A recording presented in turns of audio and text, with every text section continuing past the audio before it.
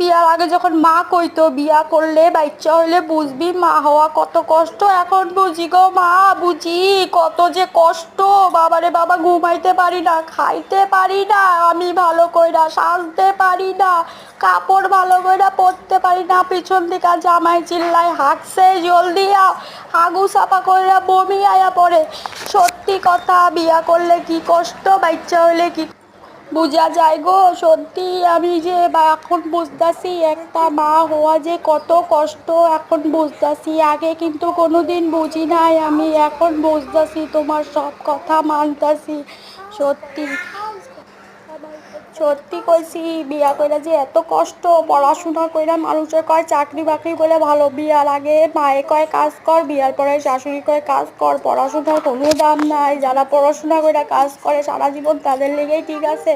বিয়া করার পরে কিন্তু তোমরা সব ফাইসা গেছো গা। সত্যি বাচ্চা হওয়ার পরে তো আরো ফাইসা গেছে, জীবনটা ধ্বংস হয়ে গেছে। একটা কথা আছে না, শাদি কালা ডুজো খায়া পাস্তায়া, জো না খায়া ও ভি পাস্তায়া। না খাইলে